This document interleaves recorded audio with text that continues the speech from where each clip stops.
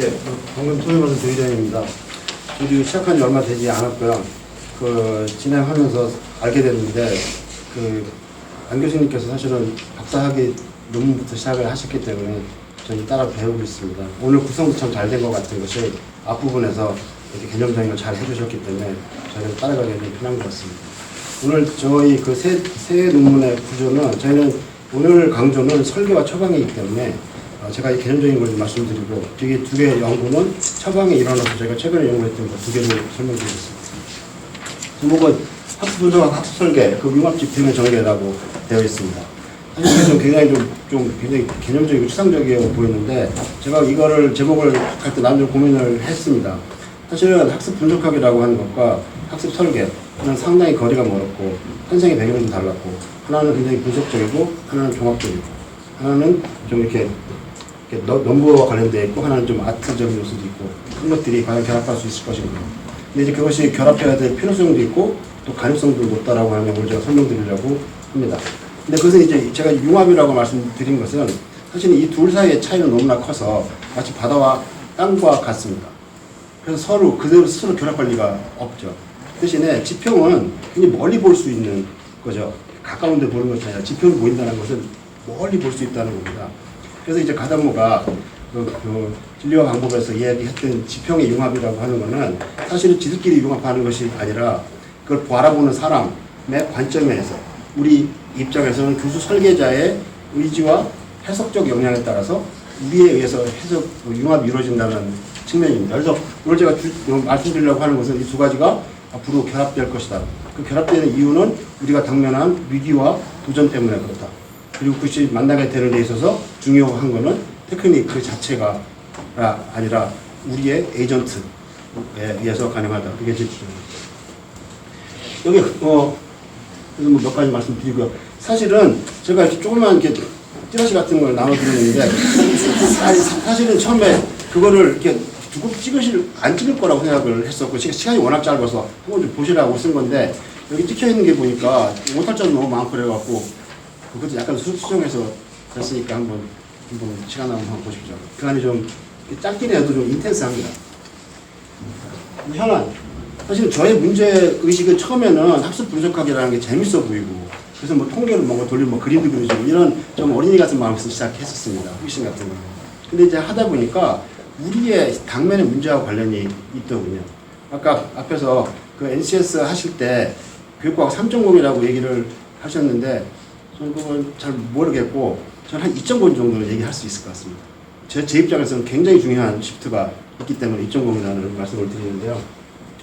이게 지금 지평입니다. 멀리 보이죠?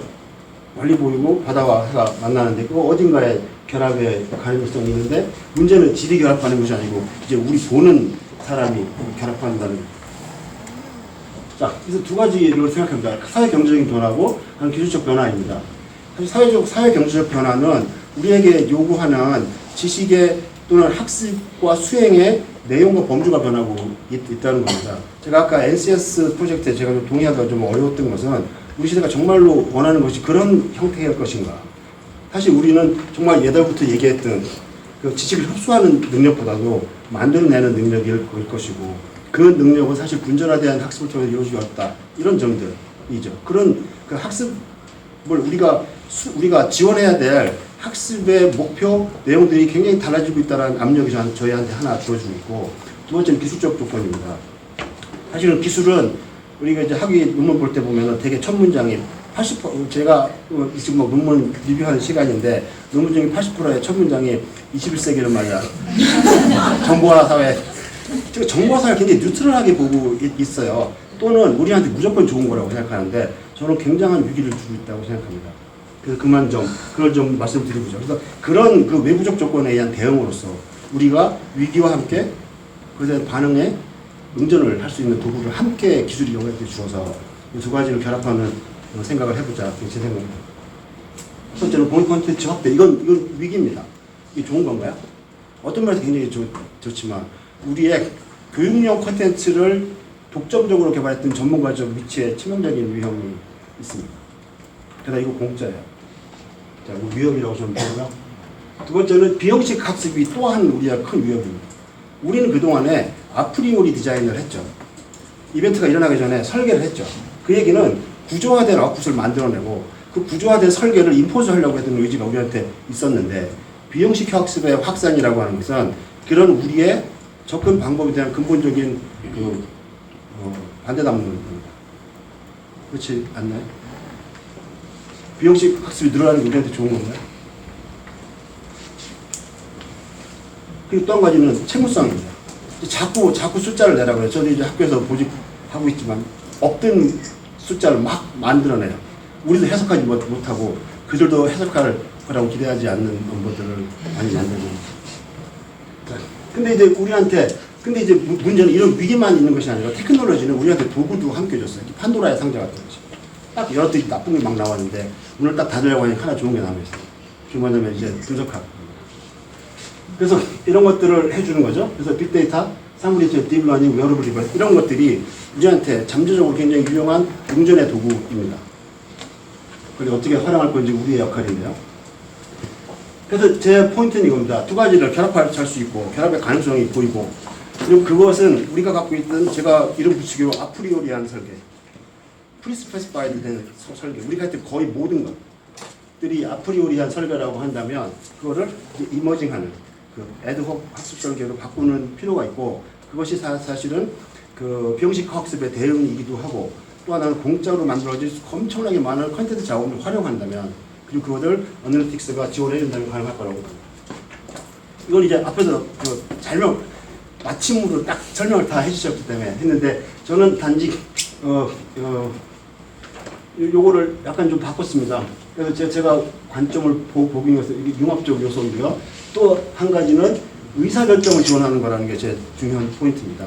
우리가 보통 분석하고 예측한다라고 가는데 그것이 우리의 누군가의 일이긴 하겠지만 교육공학계 일은 그걸 한 단계 넘어서서 처방을 직접적으로 하거나 처방을 하기 위한 의사결정 정보를 받는 것까지 가야지 우리의 몫이 아닌가 싶고요. 그것이 사실 저희가 라파라고 하는 로고에서 A, 마지막 A, 액션을 강조한 바이기도 합니다. 거기 다 있습니다. 이거 몇 가지 특징을 얘기하는데 빅데이터라고 하는데 저 빅데이터와 큰 데이터를 구분합니다. 큰 데이터는 사이즈의 개념이고요. 빅데이터는 일반적으로 구조적 특성과 관련이 됩니다. 비구조적이고 메시하고 자동으로 생성되고 일반들이 드러나고 있고 이 두 가지 요소가 다 우리한테 있죠. 그 다음에 분석 기법도 또한 통계 분석 기법과 데이터 마이닝 기법을 우리 같이 씁니다. 그러니까 넓게 말하면 데이터 마이닝도 분석 통계라고 볼 수 있지만 일반적으로 좀 좁게 말했을 때 통계하면요 면역적이고 가설주도적이고 결정적인 접근인데 반해서 데이터 마이닝은 귀납적이고 데이터 주도적이고 그다음에 비결정적입니다. 우리가 보통 통계할 때 P-밸류 찾는 건 이제 이쪽이죠.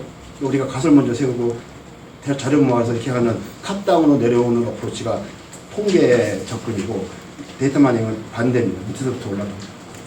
아무런 선행적 가설 구조 없이 데이터만을 통해서 이렇게 뭔가를 의미를 찾아가는 구조이기 때문에 사실 비슷해 보여도 전혀 다른 접근입니다. 근데 우리는 둘 다 사용합니다. 자, 그 다음에 철기학으로서의 문제인데요. 저는 이제 이 부분이 오늘 주제입니다. 그래서 어쨌든 결정은 우리가 해야 된다는 거예요.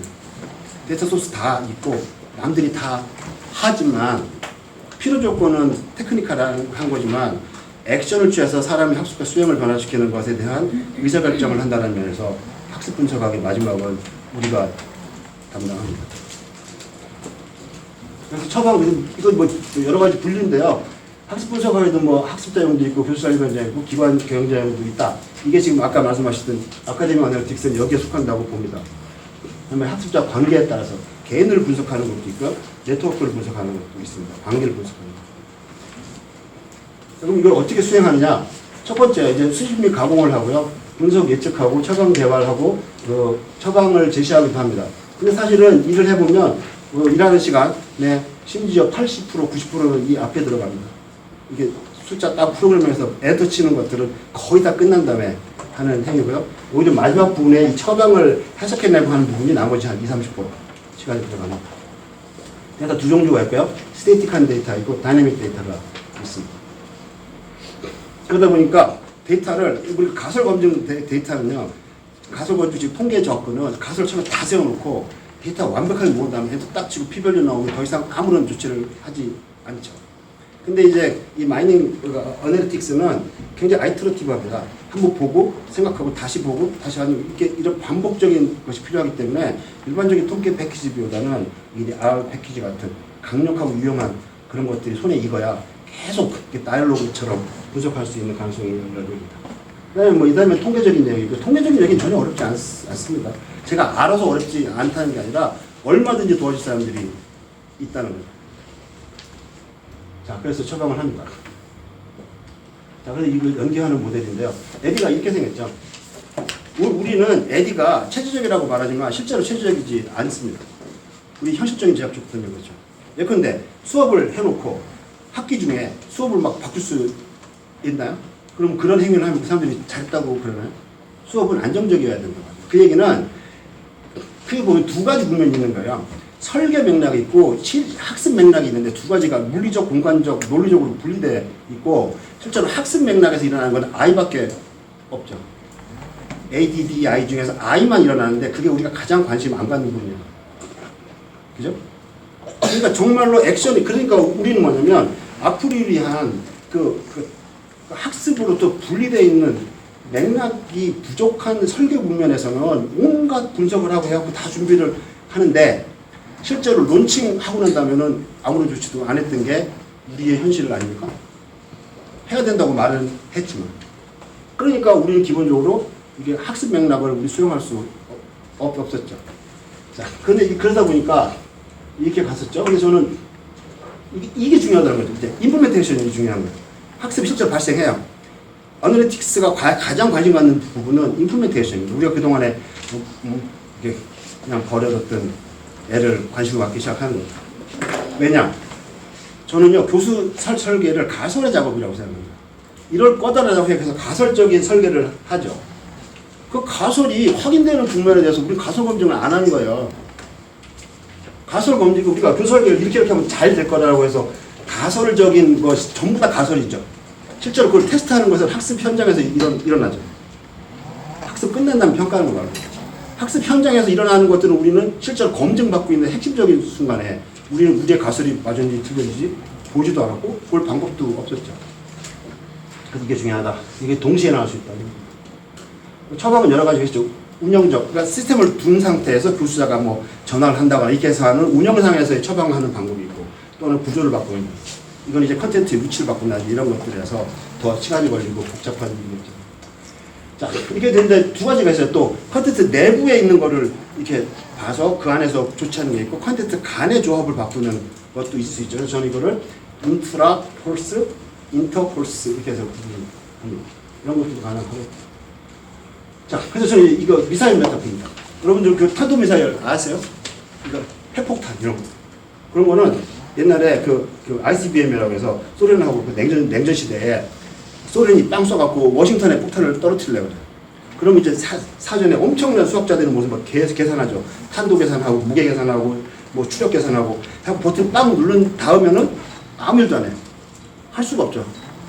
그럼 그 중간에 바람 불고 뭐 어쩌고저쩌고 해갖고 탄도가 벗어나죠. 그 때문에 에러가 평균 50kg가 돼요. 그러면 생각해보세요. 그럴 수 있는 에러 레이트를 갖고 있는데 한 방에 워싱턴을 때리려면 방법은 뭡니까?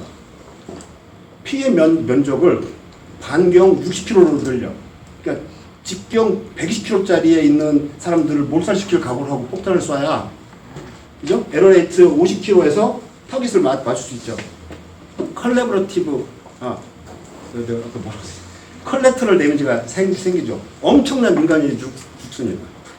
자, 그래서 그에 비해서 저는 전통적인 아프리오리 설계라고 생각해요. 타겟 해놓고 돈 집어넣고 열심히 해서 빵 쏴요. 그 다음에 가서 폭탄이 떨어지면 우리가 타겟으로 하지 않은 많은 학습자들이 컬레터럴 데미지를 받습니다. 자, 파라미터 바꿀 수 없고 크루즈 미사일은 이제 작죠. 콘텐츠가 작아져 돼요. 근데 얘는 타겟을 명확하게 하지 않고 대충 잡고 빵 쏴요. 중간에 그 궤도에서도 별로 하지 않아요. 왜? 가다가 크루징 할 수 있기 때문에. 그건 폭탄이 좋아서 그런 건가요? 아니죠. 폭탄은 훨씬 작아요. 그 대신에 센싱을 하고 궤도 변경을 할 수 있는 인텔리전트가 있죠. 그래서 걔는 청와대네. 백악관뿐 아니라 백악관의 3층에 있는 오벌 오피스의 오른쪽 창을 뚫을 수 있어요. 세크리터리도 안 죽여. 자, 이런 게 가능해진다는 거죠. 그러니까 뭐 6개월짜리 코र्스웨어 뭐 이런 거 이제 아니고 15분짜리라도 30분짜리라도 정확하게 타격할 수 있게 되는데 그 기술이 저는 어널틱스에서 가능하다. 그래서 저는 애드혹 설계라고 부르기 시작합니다. 자, 여러 가지 문제가 있죠. 근데 이제 이렇게 되면 우리는 뭐 하고 사냐? 정규교육에서도 여전히 몫이 있죠. 그죠? 있는 상태에서 운영적 어널틱스를 사용할 수 있어요. 하지만 이것이 완전히 비형식 학습에서도 컨텐츠 간 배열의 용도로 확산되면 사용할 수 있습니다. 학제간 융합 필요하고요. 윤리 굉장히 중요합니다. 특히 제가 하고 있는 연구, 이게 제가 시험 제가 연구 장비거든요. 이거 갖고 무슨 뭐 이게 무슨 맥박수 뭐 이런 거 제요. 아이 트래킹 같은 거 하고 이제 그것들은 직접적으로 그리고 또 어린 사람의 피지올로지컬한 데이터를 실시간으로 구해. 잘못하면 감옥 갈 일입니다. 이런 거 굉장히 중요하게 되고요. 그래서 저는 앞으로 이런 게 필요한데 이제는 이것도 오타 났네. 아마 제가 오타 교정했다고 보낸 거기도 분명히 한 5가지, 5개. 저는요 3.0이 중요한 게 아니라 이 일의 첫 자리를 바꿀 수 있는 정말 중요한 거라고 생각합니다. 그 전에 50년대 60년대 계속 바뀌어 왔다고 하지만 그 모든 변화보다 더 큰 변화. 첫 자리를 이루 바꾸는 그런 가능성이 있다고 생각합니다. 네, 이게 지평입니다. 지평은 그냥 있는데 스스로 붙지 않죠. 우리가 그 앞에서도 이렇게 봐줘야 됩니다. 해석학적 융합을 해야 할 때 두 가지는 결합될 거라고 생각합니다. 이상입니다.